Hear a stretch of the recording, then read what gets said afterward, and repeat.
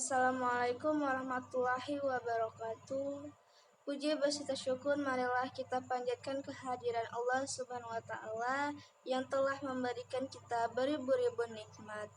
Tidak lupa sholawat dan salam kita curahkan kepada Nabi Muhammad SAW. Allahumma sholli ala sayyidina Muhammad wa ala ali sayyidina Muhammad.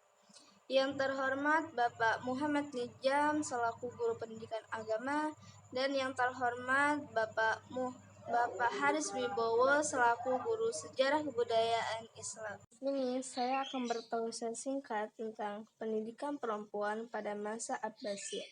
Sosok perempuan dalam sejarah kekhalifahan Abbasiyah pada hakikatnya masa dahulu perempuan juga mendapatkan martabat yang tinggi dalam bidang keilmuan. Banyak karya tulis tentang ilmu muslim, tetapi seringkali perempuan tidak tercantum di dalamnya. Meskipun demikian, sejak masa Nabi SAW, sosok ilmuwan perempuan telah turut mewarnai perkembangan keilmuan yang berkembang saat itu. Pada masa Daulah Abbasiyah, muncul beberapa perempuan terdidik yang hampir luput dari catatan sejarah. Di antaranya ada Zubaidah Ja'far. Ia adalah istri dari Khalifah Harun al-Rasyid. Keahliannya di bidang syair dan ia mampu berdiskusi dengan kaum laki-laki. Dalam berbagai bidang kebudayaan dan pemikiran, ia juga ahli dalam hal ketatanegaraan dan politik. Yang kedua ada al-Muawiyah Zainab bin Syar'i. Ia adalah seorang perempuan alim yang belajar pada ulama besar, perawi hadis, juga seorang sastrawan. Ia memiliki otoritas untuk memberikan gelar akademis seperti kepada Ibn al-Khalkan pada tahun 610 Hijriah. Yang ketiga ada Syajaratud Dur. Ia adalah seorang istri dari Malikul al-Salih di wilayah Kinanah. Ia ahli di bidang berpolitikan dan merupakan orang yang pertama kali mengajarkan tanda tangan. Ia hidup di masa Al-Mu'tasim. Nah, yang keempat tuh ada Ulayyah bin Al-Mahdi. Ia adalah seorang pemusik, juga ahli di bidang politik.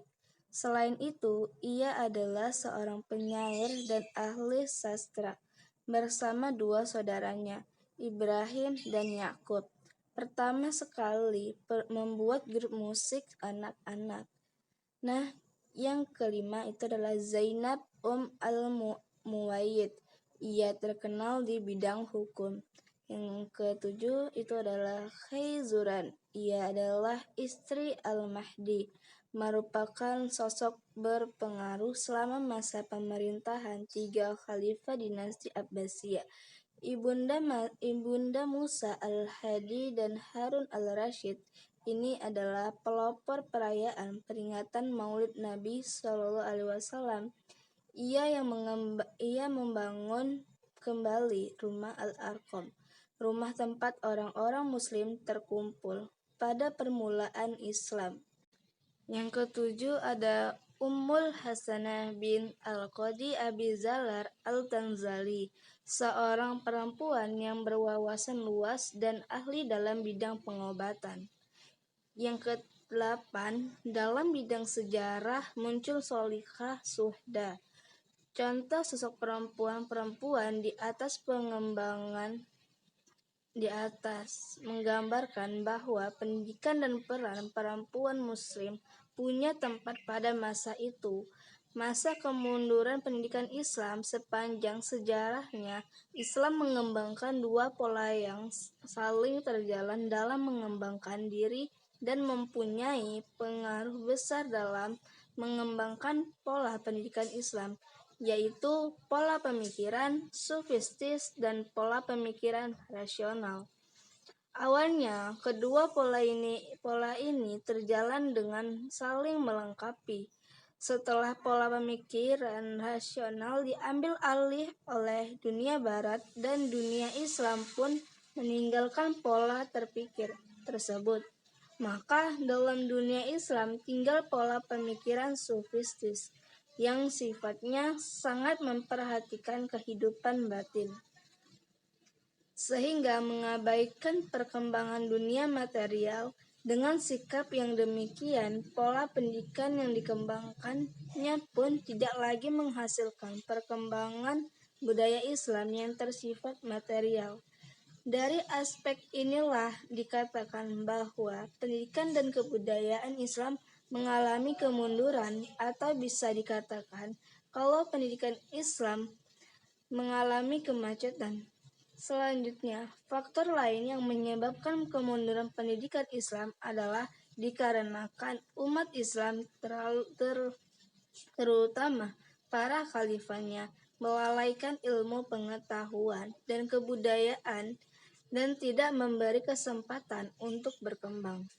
Bila pada mulanya para khalifah sangat menaruh perhatian dalam perkembangan ilmu pengetahuan dan memberi penghargaan yang tinggi kepada para ahli ilmu pengetahuan, maka pada masa menurun dan melemahnya kehidupan umat Islam, para ahli ilmu umumnya terlibat dalam urusan-urusan pemerintahan, sehingga melupakan perkembangan ilmu pengetahuan.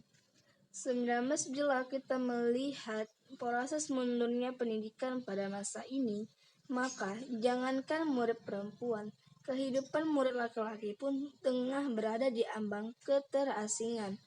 Hal ini semakin kehidupan murid laki-laki pun tengah berada di ambang keterasingan. Hal ini semakin berparah dengan kehancuran total yang dialami Baghdad sebagai pusat pendidikan dan kebudayaan Islam. Musnahnya lembaga-lembaga pendidikan dan semua buku-buku ilmu pengetahuan di kota ini menyebabkan pula kemunduran pendidikan seluruh dunia Islam, terutama dalam bidang intelektual dan material. Tetapi tidak demikian halnya dengan kehidupan batin dan spiritual. Selanjutnya, kemunduran dan kemerosotan mutu pendidikan dan pengajaran pada masa tersebut semakin nampak jelas dengan sangat sedikitnya material, kurikulum, dan mata pelajaran pada umumnya di madrasah-madrasah. Dengan telah menyempitnya bidang-bidang ilmu pengetahuan umum, mata kurikulum madrasah pada umumnya, madrasah-madrasah terbatas pada ilmu-ilmu keagamaan. Ilmu-ilmu keagamaan murni yang tinggal hadis, fikih, ilmu kalam, dan teologi Islam. Selain itu, jumlah buku-buku yang harus dipelajari pun sangat sedikit, dan waktu yang diperlukan untuk menyelesaikan studi pun semakin singkat.